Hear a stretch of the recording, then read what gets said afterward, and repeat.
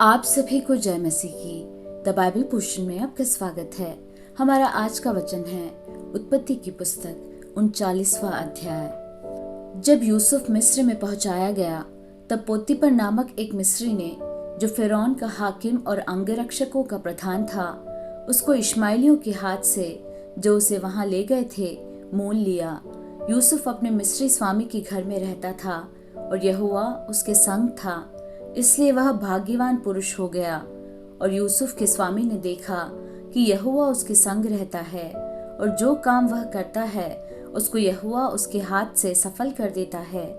तब उसकी अनुग्रह की दृष्टि उस पर हुई और वह उसकी सेवा टहल करने के लिए नियुक्त किया गया। फिर उसने उसको अपने घर का अधिकारी बना के अपना सब कुछ उसके हाथ में सौंप दिया। जब से उसने उसको अपने घर का और अपनी सारी संपत्ति का अधिकारी बनाया, तब से यहोवा यूसुफ के कारण उस मिस्री के घर पर आशीष देने लगा। और क्या घर में क्या मैदान में उसका जो कुछ था सब पर यहोवा की आशीष होने लगी। इसलिए उसने अपना सब कुछ यूसुफ के हाथ में यहाँ तक छोड़ दिया कि अपने खाने की रोटी को छोड़ वह अपनी संपत्ति का हाल कुछ न जानता था। यूसुफ सुंदर और रूपवान था। इन बातों के पश्चात ऐसा हुआ कि उसके स्वामी की पत्नी ने यूसुफ की ओर आंख लगाई और कहा, मेरे साथ सो। पर उसने अस्वीकार करते हुए अपने स्वामी की पत्नी से कहा, सुन, जो कुछ इस घर में है मेरे हाथ में है, उसे मेरा स्वामी कुछ नहीं जानता और उसने अपना सब कुछ मेरे हाथ में सौंप दिया है। इस घर में मुझसे बड़ा कोई नहीं और उसने तुझे छोड़, जो उसकी पत्नी है, मुझसे कुछ नहीं रख छोड़ा। इसलिए भला मैं ऐसी बड़ी दुष्टता करके परमेश्वर का अपराधी क्यों बनूं? और ऐसा हुआ कि वह प्रतिदिन यूसुफ से बातें करती रही, पर उसने उसकी न मानी कि उसके पास लेटे या उसके संग रहे। एक दिन क्या हुआ कि यूसुफ अपना कामकाज करने के लिए घर में गया और घर के सेवकों में से कोई भी घर के अंदर न था। तब उस स्त्री ने उसका वस्त्र पकड़कर कहा, मेरे साथ सो।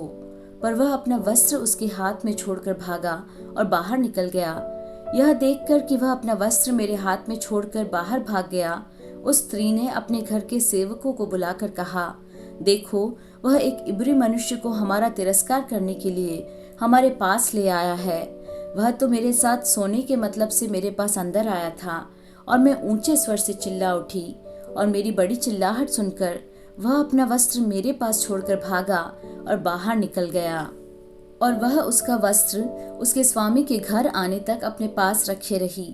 तब उसने उससे इस प्रकार की बातें कही, वह इब्री दास जिसको तू हमारे पास ले आया है, वह मुझसे हंसी करने के लिए मेरे पास आया था और जब मैं ऊंचे स्वर से चिल्ला उठी तब वह अपना वस्त्र मेरे पास छोड़कर बाहर भाग गया।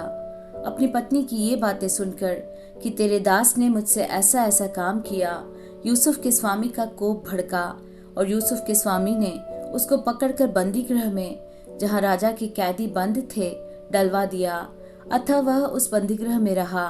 पर यहोवा यूसुफ के संग संग रहा और उस पर करुणा की और बंदीगृह के दरोगा के अनुग्रह की दृष्टि उस पर हुई। इसलिए बंदीगृह के दरोगा ने उन सब बंदियों को जो कारागार में थे यूसुफ के हाथ में सौंप दिया और जो जो काम वे वहां करते थे वह उसी की आज्ञा से होता था।